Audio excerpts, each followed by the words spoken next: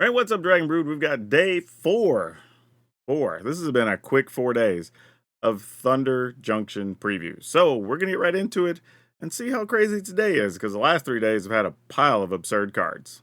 Okay, this first one is Betrayal at the Vault. 4 green, so 6 mana for an instant. Target creature you control deals damage equal to its power to each of 2 other target creatures. Yeah, this is probably just gonna be a limited card. Not much else to say about that one. Deep Muk Desperado. That's a fun name. 2 colorless and a blue for a 2/4 Hominid Mercenary. Whenever you commit a crime, each opponent mills 3 cards. This ability triggers only once each turn. This is interesting. Like, it's 3 mana for a 2/4, which isn't terrible. You get to mill the opponent. I mean, if you built around this and you had multiples and maybe some other stuff milling the opponent, this could go into some type of mill strategy. We'll see, though. I think this is going to be one of those ones that we're going to have to see all the cards come together, but I wouldn't give this too high of a rating because it likely only goes into one specific deck.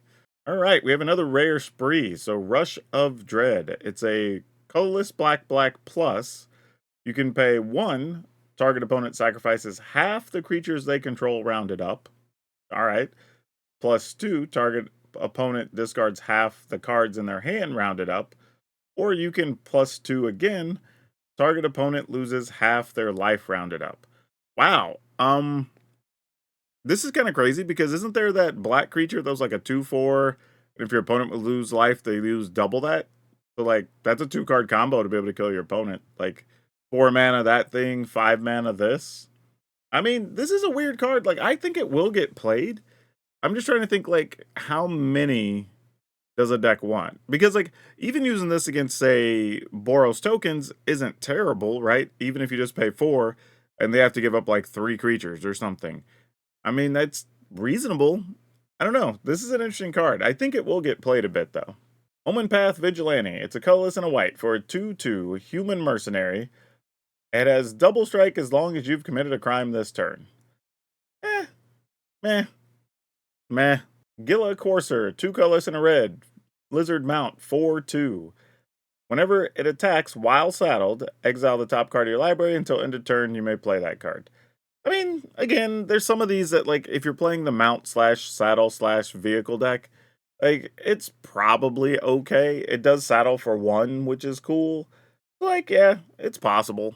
Map the Frontier. 3 colorless and a green for a sorcery. Search your library for up to 2 basic land cards. Oh, and or desert cards. Put them on the battlefield tapped, then shuffle.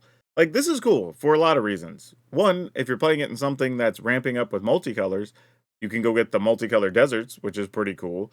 The deserts also deal damage. That's cool. There's also deserts that do other things, and they could be used. And we've had other cards like this in green that we liked.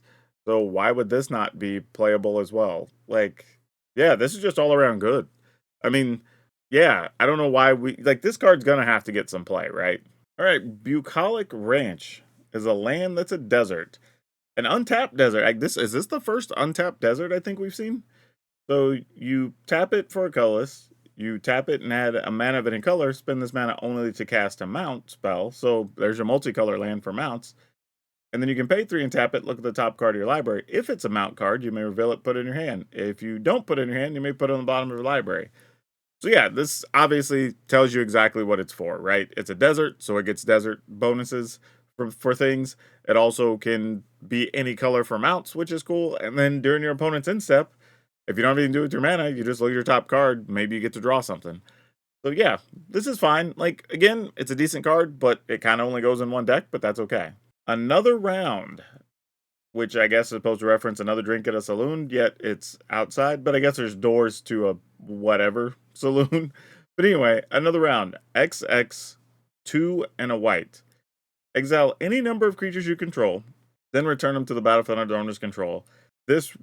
Then repeat the process X more times. Wow. So it is sorcery speed, mind you, but you get to exile any number of creatures you have and then return them to the battlefield. But for basically every 2 mana you spend, you get to do it again. So if you have cards that come into play and deal damage or search stuff out or gain life or do it, like for the life gain deck, this is gross, right? Like if you have 2 things that trigger from you gaining life, you're like, all right, I'm going to pay, I don't know, wherever it is. Even if you just pay 3 and 2, right? That's 5 mana. So you just go, all right, cool. Everything is blinked out. Everything comes in. I get all the life. I mean, I guess the trade off is you wouldn't want your things that already have the counters to leave because then they don't get anything. So if you were just desperate for life triggers, I guess you could exile all the ones that don't have the counters on them already. But yeah, this is interesting. Something's going to be done with this card for sure. Shepherd of the Clouds. The fact that this says 5 mana, it's 4 colors and a white. I almost don't care what the rest says because it's probably not going to be constructed playable. But it's a 4/3 flying vigilance Pegasus. When it enters the battlefield, return target permanent with mana value 3 or less from your graveyard to the battlefield. Return that card to the battlefield instead, to your hand. Return to the battlefield if you control a mount. Yeah, this, even in a mount deck, I don't think this is one that you want. There's just better things you could do with 5 mana, I'd imagine. Full steam ahead. 3 colorless green, sorcery. Until end of turn, each creature you control gets +2/+0, and gains trample, and this creature can't be blocked by more than one creature. This is like low-key Overrun. I think old Overrun was like 5 mana, gave your stuff +3/+3 and trample, but this gives you +2/+2, but your opponents also can't like double block things. So guarantees a higher percentage chance of your damage getting through. This is tricky. This is one where I want to say it's not going to get played and constructed because green just already has a bunch of stuff with trample or really big creatures or whatever, or ways to give things trample. But maybe. I mean, if there's some like low to the ground gruel, whatever, and you can have 5 mana on like turn 4 and attack for a bunch, maybe that's a thing, but not likely. Hollow Marauder. 6 colorless and a black for a 4/2 Spectre Rogue. It costs less for each creature card in your graveyard. Okay, so this could be very cheap potentially. It does have flying. When it enters the battlefield, any number of target opponents each discard a card. For each of those opponents who didn't discard a card with mana value 4 or greater, you get to draw a card. So it could be cheap. Let's say this costs like 3, right? You have 4 creatures in your graveyard. Like, your opponent, I mean, is it worth it for a 4/2 flyer and maybe draw a card? Your opponent discards a card? Like, maybe. This one has so many maybes for it on me. Like, I don't think we're going to play with this. I don't think we are. But man, I don't know. This is a hard one. I'm a saying no. Just, again, I think there's just more consistent things you could do with your mana instead of having like set up a bunch of crazy stuff. But it's a cool card. It's an interesting card. I just don't know if it's a card we're going to play with. Trash the Town. It's a green spree, so you have 1 green plus. You can pay 2, put 2+1/+1 counters on target creature. You can pay 1, target creature gains trample to end of turn. You can +1 until end of turn, target creature gains whenever this creature deals combat damage to a player, draw 2 cards. Wow. Interesting. Obviously, if you're playing the +1/+1 counter type decks, you could play 1 or 2 of these and it's just a cool bonus. Also give stuff trample that might not otherwise have it. For 3 mana, you basically give something trample and get to draw 2 cards once it connects, because this is instant speed as well. So, I mean, total, you could pay 2, 3, 4, 5 mana and get +2/+2, trample, and draw 2 cards. And those could all be on different things. I think this card is playable. I think the issue with this card is just going to be what space does it get to occupy in the decks that want it, right? Because you already have to have all these other fight spells or protection spells from all the spot removal or whatever. And you're already making, let's say mono green, for example, you're already making room for Archdruid's Charm and stuff like that, right? So I don't even know, even if you play it, if you can play more than like 2 of these in a deck, maybe. Yeah, this is a weird one. This is one that like has all the right words, and you're like, oh yeah, obviously this will be a thing. But at the same time, you kind of have to find a spot for it, so I don't really know if it will be a thing. But I'm probably gonna at least give it a go and see how it feels. Boombox, which I'm betting is not a radio. 2 colorless artifact. Pay 6 and tap it. Sacrifice it, destroy up to 1 target artifact, up to 1 target creature, and up to 1 target land. This is cool, but I'm probably just playing this in limited.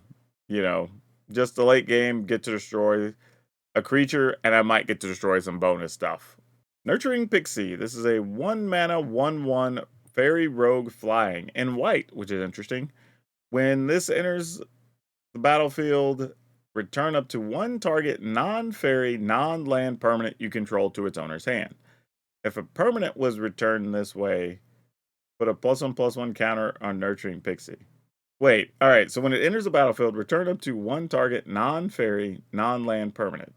Oh, it says up to, that's why. Okay, I was trying to figure out why the second line says if a permanent was returned, but it's up to one, not return one. Okay, I mean, you could reuse something, so this works for the blink decks. It gives this a +1/+1. This is fine.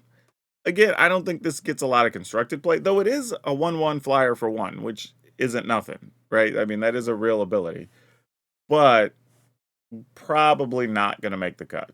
We have another Sphinx, Stoic Sphinx, 2 colorless, blue for 5/4, 5/3, flash, flying. As hexproof, as long as you haven't cast a spell this turn. Alright, I could get behind this a little bit. It's a 5 power flyer with flash for 4 mana, 3 toughness, which is meh, but still could be good enough. And as long as you haven't played a spell, your opponent can't target this to remove it. This card actually seems legit. Like if you're playing some type of flash deck, some type of blue something aggro deck, this card is actually kind of a beater.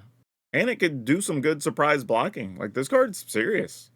The one thing I will say about it though is you have to be aware that the turn you play it, your opponent could possibly kill it because it counts as having played a spell for the turn. So keep that in mind. Rockus Entertainer. It's a colorless and a green for a 2/2 plant bard. Lots of plants in this set. Pay 1, tap it. Put a +1/+1 counter on each creature you control that enters the battlefield this turn. This is just a cool card. I don't know how useful it is even for the +1/+1 counters decks because you just want things that get counters on their own. You don't want to have to keep spending mana to do it. I could see some limited builds where you're trying to take advantage of that, and this card's pretty sweet. Or if you're doing some version of that that cares about plants, then obviously you'd go ahead and play this. But in general, probably not making the cut in constructed. We have Obca Splitter of Seconds. Colorless blue, black red for a 2/5 Ogre Warlock legend that has menace. Whenever this card deals combat damage to a player, you get that many additional upkeep steps after this phase. Wow. Upkeep steps. And it's equal to the amount of damage you deal. Wow. So if this attack, let's say this just connects, deals 2, you get to trigger everything that would trigger during your upkeep twice. That is a weird ability. This is one that feels like it has a really high upside, but could be hard to reach that upside. Like, it'll probably make for a fun video down the road. But yeah, I have to go back and even think what I would do with this. It's a cool card though, really. Just design in general's pretty awesome. Archmage's Newt, colorless and a blue for a 2/2 salamander mount. Whenever it deals combat damage to a player, target enter a sorcery card in your graveyard gains flashback till end of turn. Flashback cost is equal to its mana cost. That card gains flashback 0 till end of turn instead if the Newt is saddled. So you can just play stuff for free out of the graveyard, or just play stuff at cost out of the graveyard. This is cool. I don't know, like, I think the tough part is, like, because it does saddle for 3. So that's already a bit of a thing. I don't know on this card how often you're going to want to saddle it with something else that's 3 or greater to get a thing out of your graveyard. If you're playing a mount deck, I don't know how many non-mount things, how many instant and sorceries you're actually going to want to play to make this worthwhile. So this probably is the type of card that gets played in non-mount decks, even though it's a mount and has saddle. Flame Jumper, 2 colorless and a white for a 3/3 Vigilant Rabbit Mercenary. Of course, because it's a jumper. Why wouldn't it be a rabbit? When Flame Jumper enters the battlefield, if an opponent controls more lands than you, you may search your library for a plains card, put it onto the battlefield, or it's tapped. Then if an opponent controls more lands than you, repeat this process once. If you search your library this way, shuffle. Okay, this is pretty cool. So you get a 3/3 Vigilant creature. Assuming your opponent went first and didn't miss a land drop, you'll get to search for a land.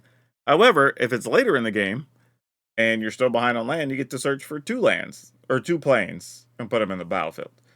So that's actually cool. And it's for a plains card, not even for a basic plains. So that's actually something to note too, because you can go get the tri-lands. If you're playing in older formats, I'm not sure you would play this card in older formats, but you can go get the shock lands. So yeah, there's some cool stuff going on with this card. Will I play it? Will it make the cut? I don't know, but it is a mercenary, and we have a couple other rabbits in standard, so maybe there's some thematic stuff to be done there.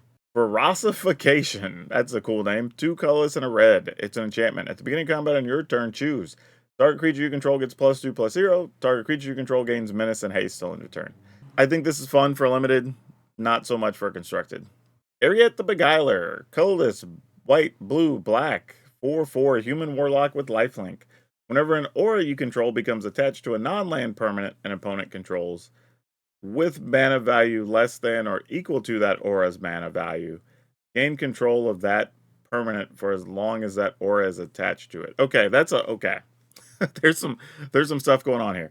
All right, so basically what this is saying is if you were to put a 2 mana aura on an opponent's card, if that card costs less than or equal to mana value less than or equal to. Okay, so if it costs 2 or less, then you would gain control of that thing, basically. Or if you pay the 3 and it costs 3 or less, you gain control of that thing. So this is a cool card. I just don't know how many permanents you're gonna pay to be able to steal like significant creatures. There's a lot of things at like 2, and that's probably fine. But yeah, this will be interesting. It does have lifelink too. So even if you just leave them some small creatures, you can keep attacking into them and gaining the life. So yeah, interesting build. This is it's not that complicated, but it reads very complicated. Cactus Folk Sure Shot. 2 colorless, red green, plant mercenary, more of those plants, 4/4 with reach and ward. At the beginning of combat on your turn, other creatures you control power 4 or greater gain trample and haste till end of turn. Well, that's just good. I feel like we might have reviewed this already. We might have had a different version. Maybe why I didn't recognize it. But either way, 4/4 for 4 with reach and ward 2. Awesome. And it gives the next big creature trample and haste. So yeah, nothing wrong with that. Ornery Tumble Whack. So we had to have some more tumbleweeds. 2 colorless and a green for a 2/2. At the beginning of combat on your turn, put a +1/+1 counter on target creature. Whenever Ornery Tumble Whack attacks while saddled, double the number of +1/+1 counters on target creature. Interesting. So Tumble Whack, if you're playing a +1/+1 deck, just gives a counter every turn, which is nice. If you saddle it and attack, though, you get to double the number of counters on something else. This could borderline get some constructed play. It's weird because it's a 3 mana for a 2/2. Technically could be a 3/3 because you get that trigger at least on that first combat, so that's a thing. But yeah, don't expect to see a lot of it. One last job, another spree, 2 colors and a white.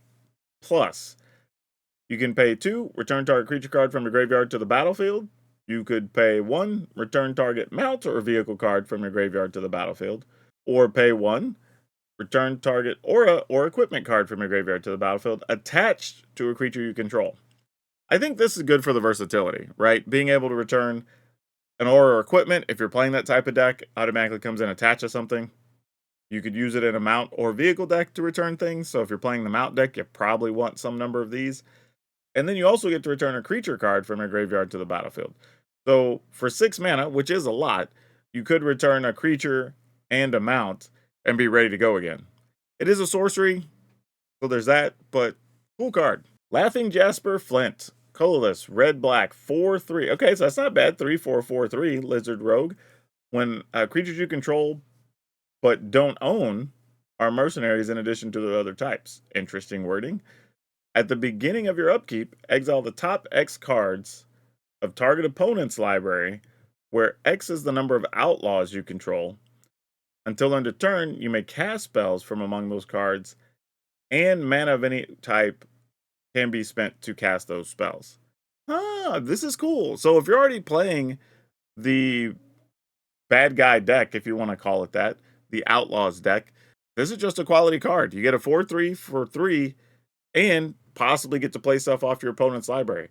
And if nothing else, you're still technically milling them, right? Because it's still just exiling those cards. They don't get them back. You just, until end of turn, you can cast spells from among those cards. It's not even just one. If they have a couple of cheap ones, you could play those too. So yeah, this card's pretty sweet, actually. Crazy looking art. But yeah, this is a sweet card. Blood Hustler. That's a cool name. Colorless and a black for a 1/1. Whenever you commit a crime, put a +1/+1 counter on Blood Hustler. Only triggers once each turn. You could pay 3 and a black. Target opponent loses a life and you gain a life. Yeah, this is cool. I could see where it might fit into a couple different decks. If you want something to just let you gain life, This can trigger that. Slowly drain your opponent. That's a thing. Maybe some versions of vampires could play this. It's not the most outstanding card, but the late game being able to just drain your opponent's life is kind of neat. All right, we have Bounding Fadar for 6 mana. This is probably not going to be good enough. 5 colors and a white, 4/7, cat beast mount. Whenever it attacks while saddled, put a +1/+1 counter on each other creature you control. You gain 1 life for each of those creatures. Saddle 2. I mean, cool ability. In limited, this could turn some games around for sure. Just pumping everything else up and you gain a bunch of life, but probably not playing this in constructed. Rattos joins up. I'm assuming there's going to be a bunch of everybody joins up in the set. So far, all these enchantments have been good. 3 colorless, black, red, legendary enchantment. When it enters the battlefield, return target creature card from your graveyard to the battlefield with 2 additional +1/+1 counters on it. So it's a reanimator spell with 2 extra points, which is awesome. Whenever a legendary creature you control dies, this deals damage equal to that creature's power to target opponent. Wow! Okay, so this is cool. So if you're playing a legendary deck, you get to potentially get a creature back if you have something in the graveyard. Then every time something of yours dies, you just get to deal damage to your opponent equal to its power. That's cool. Yeah, this is a neat card. A little pricier, significantly pricier than the other ones, but still worth it. Not a big fan of the art though. Prairie Dog, why wouldn't we have one of those in the set? Colorless and a white for a 2/2 LifeLink Squirrel. Okay, new squirrel. At the beginning of your instep, if you haven't cast a spell from your hand this turn, put a +1/+1 counter on the Prairie Dog. You could pay 4 and 1 until end of turn. If you would put 1 or more +1/+1 counters on a creature you control, put that many +1 on it instead. Yeah, I feel like this is only really useful. I mean, that's 5 mana. That's a lot. Like, this is something I do have a Hamza commander deck that cares about +1/+1s, and I could like consider a card like this, but I don't know if this makes the cut in any version of that type of deck in constructed. Doc Arlock, Grizzled Genius, colorless and a blue for a 2/3 Bear Druid legend. Spells you cast from your graveyard or from exile cost 2 less to cast. Plotting cards from your hand also cost 2 less. Well, we found the plot enabler. Like, that's really it. Everything just costs less. But this is cool because you can use, like, if you're doing anything from your graveyard with, like, flashback or whatever, if you're doing stuff from other formats with stuff that's exile, or some weird build where you're playing stuff like the other card we saw where you get to exile so many things from your opponent's library, all the things that cost 2 less.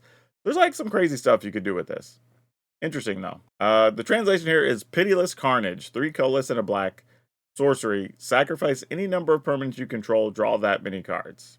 Has a plot of colorless black. You know, that's alright. Because it has plot, it's kind of cool. So maybe you think your opponent's going to wipe the board or something. Maybe you try to get a few extra triggers off things. Maybe you have stuff that cares about sacrificing things, and this is the perfect card for that. And you get to draw cards for your efforts on top of what you're already getting. So kind of a cool card. Feels a little bit niche, but it is a neat design. Caustic Bronco, colorless and a black for a 2/2 Snake Horse Mount, which is a wild set of words. Whenever this card attacks, reveal the top card of your library and put it into your hand. Lose life equal to that card's value if it isn't saddled. Otherwise, each opponent loses that much life. Has saddle of 3. So the saddle cost is a little bit high, but I kind of get it. It's a 2/2 for 2 already. If it connects, you get to just reveal the top card, you lose life. If not, opponent loses life if you're willing to saddle it for 3. If I'm playing the saddle/mount deck, this is fine. It's a way to get extra cards in my hand, possibly drain the opponent depending on the situation. Like, this is fine. It's interesting. I don't know what I'm going to do with it, but it's a neat card. Weird that it's a snake horse, but, you know. Calamity, Galloping Inferno, 4 colorless, red, 4/6, legendary horse mount with haste.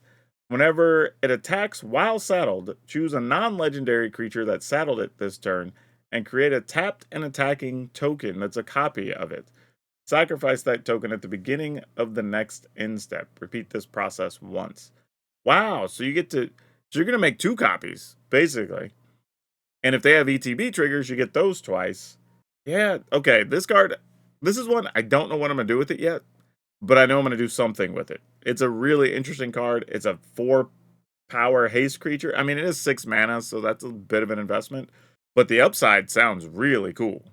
Yeah, today it felt like we got a lot of interesting mounts, so that gave us some options for that deck to start coming together. But y'all let me know, are you looking forward to mounts? Are any of these looking playable? Do you think I'm crazy on how I feel about any of these cards? But yeah, just keeps getting crazier and crazier, and there was a bunch of legends just the other day, so I'm going to go ahead and link day 3 as well if you want to check that out. But that's all I have for now. We'll see you next time.